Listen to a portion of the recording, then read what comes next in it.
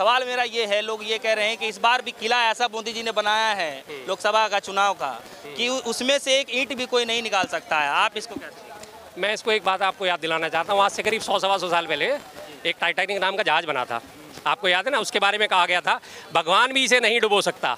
11 अप्रैल को उसकी यात्रा शुरू हुई थी, 15 अप्रैल को वो डूब गया था 4 दिन के अंदर। उसके बारे में बढ़ चढ़ के दावे करे थे भगवान भी इसे चाहे तो डुबो नहीं सकता। मात्र 4 दिन की यात्रा में वो डूब गया था और 1500 से ज़्यादा उसमें लोग मारे गए थे। आपको पता है, ये सबको पता है, नाम ही लेना काफ़ी है टाइटैनिक का, तो सब लोगों ने फिल्म भी देखी है, अच्छी तरह देखी है। तो आज तक कोई भी अभेद्य चीज़ तो ऐसी कोई हुई नहीं साहब। सूरज भी आज ज़बरदस्त तरीके से चमक रहा है, अभी 4 महीने बाद ये भी ठंडा पड़ जाएगा, अक्टूबर आते आते इसकी भी चमक खत्म हो जाएगी। सीधी सी बात है। तो रही बात मोदी जी की, अभेद किला बना दिया, उनके किले तो ढहने शुरू हो गए। आज का आपने उनका बयान देखा, अडानी और अंबानी उनके परम मित्र, आज उन्होंने उनके ऊपर ये आरोप लगा दिए कि अडानी और अंबानी अपनी ब्लैक मनी जो है अपना टेम्पो भर भर के जो है कांग्रेस को दे रही है, कांग्रेस उनसे टेम्पो भर भर के ब्लैक मनी ले रही है।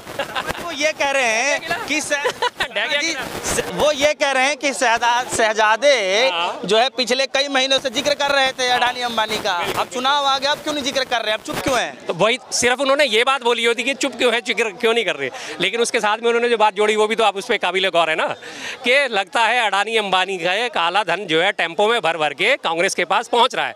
इसका मतलब आपके दोस्त काला धन रखते हैं, अडानी अंबानी काला धन रखते हैं। तो साहब ईडी आपके पास है, IT आपके पास है, सब कुछ आपके पास है, डालो ना उनके ऊपर छापे। जिनकी वो बात कर रहे थे जब पिछले साल अभी पिछले सत्र में लोकसभा के, आपको याद होगा अडानी के ऊपर सवाल उठाने के ऊपर 143 सांसद सस्पेंड कर दिए गए थे, है ना? तो फिर तब वो आवाज़ उठा रहे थे तो क्यों उठा रहे थे, और अब अगर उन्होंने एक सभा में उनका नाम नहीं लिया तो क्यों नहीं लिया? वाह जी वाह, बहुत बढ़िया रणनीति है आपकी तो साहब, कि बोले तो क्यों बोले और नहीं बोले तो क्यों नहीं बोले, बताइए। अच्छा शर्मा जी, एक सवाल है कि इस वक्त चुनाव में जो है फिर से पाकिस्तान का जिक्र हो गया, फिर से हिंदू मुसलमान का जिक्र हो गया, मंगलसूत्र का जिक्र हो गया, 3 चरणों के सर चुनाव भी हो गए। क्या लग पा रहा है कि ये जो भाषणों में इन सब शब्दों का जिक्र किया जा रहा है, क्या धरातल पे जनता वही सब सोच रही है या फिर कुछ भी नहीं? बिल्कुल भी नहीं सोचती इस बारे में। ये तो खामा डाइवर्ट करने वाली बात है, मीडिया का टेंशन डाइवर्ट करना है मेन मुद्दों से। जो मेन मुद्दे हमारे हैं, बेरोजगारी है, महंगाई है, भ्रष्टाचार है, नौकरियों की कमी है, स्वास्थ्य सेवाएं हैं, उन सब चीज़ों से मुद्दा हटाने के लिए, राष्ट्रीय सुरक्षा है, उन सब चीज़ों से मुद्दा हटाने के लिए ये बातें रखी जाती हैं। मंगलसूत्र की बात कर ली, मटन मछली की बात कर ली, और इस तरह की जो उल्टी सीधी बकवास के आपके 2 भैंसें हैं तो एक भैंस खोल के ले जाएगी कांग्रेस, दूसरे को दे देगी, क्या ये सेंस है?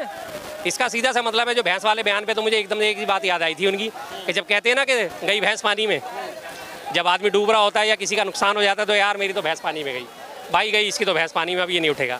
तो वही भैंस पानी में उनकी जा रही है, तो उनको फटाफट उनके बयान में याद आ गया कि भैंस, अच्छा 2 भैंस, एक भैंस तो उनकी चली गई 2 चरणों में, दूसरी भैंस आज उनकी तीसरे चरण में चली गई, जो अडानी अंबानी को उन्होंने निशाना बनाना शुरू कर दिया है। ये मुद्दे कहीं भी आप 1980 से पहले उठा के देखिए, 1990 से पहले उठा के, क्या कांग्रेस ने इतने चुनाव लड़े, कभी उसने पाकिस्तान का मुद्दा उठाया? चुपचाप आराम से पाकिस्तान के 2 टुकड़े कर दिए, पाकिस्तान को घुटनों पे टेक दिया, पाकिस्तान से सरेंडर करा दिया, शास्त्री जी लाहौर तक पहुंच गए थे, उसका उन्होंने कभी जिक्र नहीं करा, क्योंकि ये उनकी ड्यूटी है।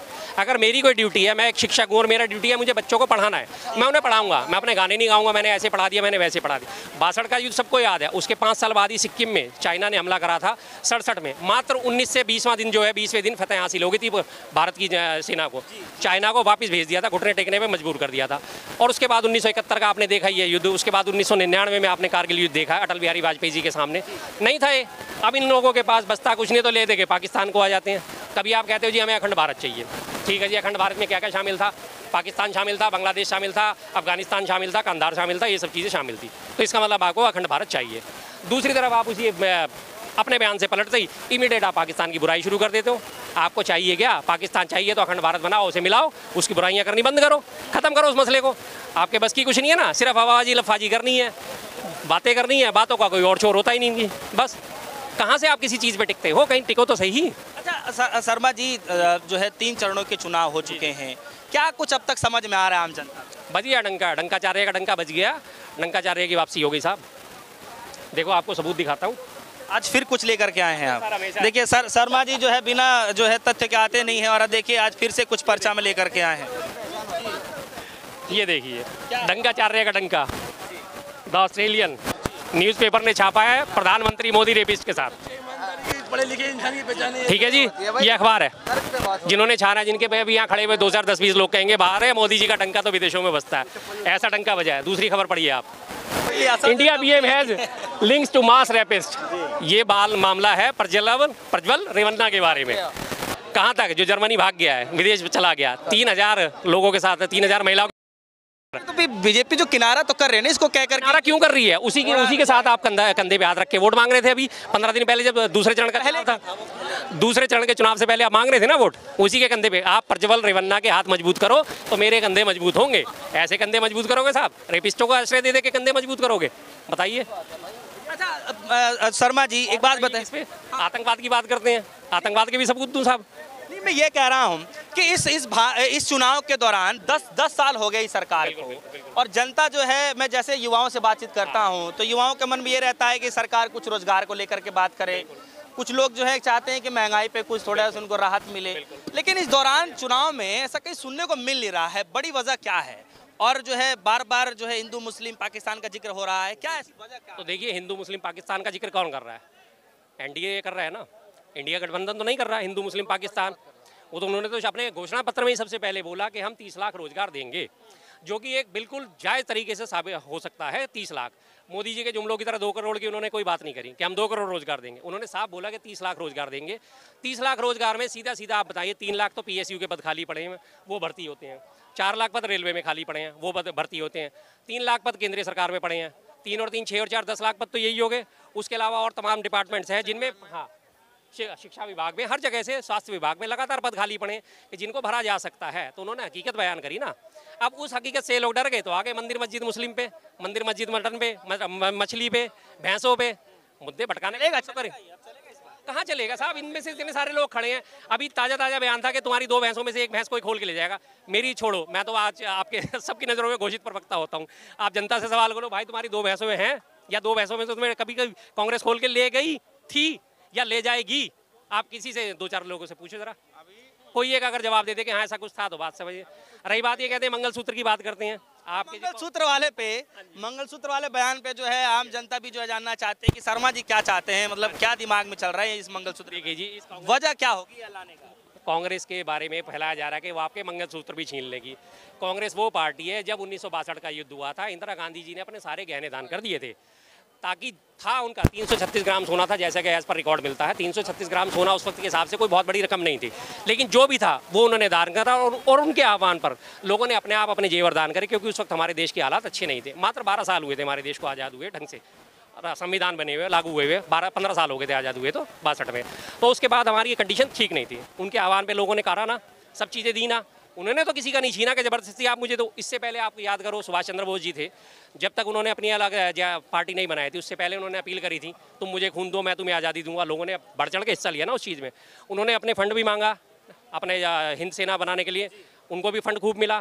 तो कहीं उन्होंने छीना झपटी तो किसी से नहीं करी ना। कौन कहता है कि मंगलसूत्र छीन के ले जाएंगे? किसी का आज तक एक भी कोई लेडी आके कह दे कि जी कांग्रेस शासित प्रदेश में रहती हूँ, या मैं कांग्रेस का कोई भी व्यक्ति आके मेरा मंगलसूत्र छीन के ले गया, एक भी अगर आज ये आके कह दी कोई महिला, तो बात समझ में आती है कि हाँ इनकी बातों में दम है।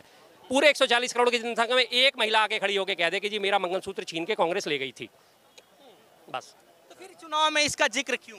जिक्र देखिए अचानक से इसीलिए क्योंकि हर मुद्दे पे वो फेल हो रहे हैं। शिक्षा पे वो बात नहीं कर पाते, स्वास्थ्य पे वो बात नहीं कर पाते, नौकरियों पे वो बात नहीं कर पाते, किसी भी रोजगार देने पे वो बात नहीं कर पाते। सारे के सारे उनके मुद्दे फेल होते चले गए एक एक करके। अब लास्ट एंड फाइनल उनके पास बचा गया डर दिखा के, अरे वो तुम्हारे को मारेगा, वो तुम्हारे को मारेगा, मेरे पास आ जाओ, मैं तुम्हें बचा सकता हूँ। एक छोटी सी बात बता दूं, शर्मा जी मुझे कलेक्ट कर देंगे। अभी किसी देश ने किसी बात में हमारा हस्तक्षेप किया था, तो ये प्रधानमंत्री और रक्षा मंत्री, गृह मंत्री बोल रहे थे ना कि हमें किसी दूसरे देश की ज़रूरत नहीं है कि हमारे देश में आके हमारे मसले में हस्तक्षेप करे। तो आप दूसरे देश की बात को सुन के क्यों बोल रहे हो यहाँ पर? अगर पाकिस्तान कुछ भी बोल रहा है तो आप उसकी बात को लेकर क्यों बोल रहे हो? क्योंकि वो आप उसे कैच करके यहाँ भड़काना चाहते हो। और जब उसने सही बोला था, मुझे ध्यान नहीं आ रहा किस बात के लिए उसने हस्तक्षेप किया था इसमें, एक्टर हाँ मालदीप वाले के बीच में बोला था, तब आप बोल रहे थे कि हमें उसकी ज़रूरत नहीं है, वो कुछ भी बोले। लेकिन आज जब पाकिस्तान कुछ बोला तो तुम क्यों कैच कर रहे हो उसको? तुम यहाँ क्यों बात कर रहे हो? सर आजकल जो है सर आरक्षण का मुद्दा सर फिर से गर्मा गया है। आपको क्या लग रहा है, क्या समझ में आ रहा है? मोदी जी तो साफ तौर पर कह रहे हैं कि जब तक जिंदा है जब तक खत्म नहीं होगा। खत्म नहीं होने वाला। ठीक है, बिल्कुल सब सही बात है, खत्म होना भी नहीं चाहिए। देखिए जो पिछली दबी कुचली जाती हैं उनको आरक्षण मिलना चाहिए, लेकिन आरक्षण का सिस्टम नए सिरे से दोबारा से परिभाषित होना चाहिए। जिनको वास्तविक ज़रूरत है उन्हें आरक्षण मिलना चाहिए, जिन्हें ज़रूरत नहीं उनका आरक्षण बंद कर देना चाहिए। और जो 50% की सीमा जैसे कि कांग्रेस कहती है उसको हटाएंगे, वो वास्तव में ज़रूरत है। आज आप देखो कि दिल्ली में आप खड़े हो, महानगरों में आप खड़े होकर कहीं भी चले जाओगे, आपको कहीं कोई दिक्कत नहीं महसूस होगी। लेकिन जरा सा आप महानगरों को छोड़ के टियर 2 टियर 3 शहरों में जब आप जाओगे तब आपको पता चलेगा बेरोजगारी का आलम क्या है। लोगों की किसका उड़ रहा है सर इस बार? प्रधानमंत्री मोदी जी ये कह रहे हैं कि 3 चरणों के बाद जो है विपक्षियों के फ्यूज उड़ चुके हैं, आप कैसे? मैंने देख लिया ना, आज ही उनका बयान सुना है मैंने। अडानी और अंबानी परम मित्रों के ऊपर उन्होंने हमला कर दिया, आरोप लगा दिया, तो फ्यूज तो देख लीजिए आप साहब किसका उड़ा है। अब भी कोई गुंजाइश रह गई?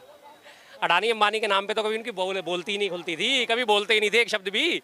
आज बोल पड़े कि आप वो जो है ब्लैक मनी, और अब आप पे मित्र हैं ब्लैक मनी है उनके लोगों के पास, तो भेजो ना ईडी भेजो, फटाफट भेजो, करो उनके ऊपर हमला।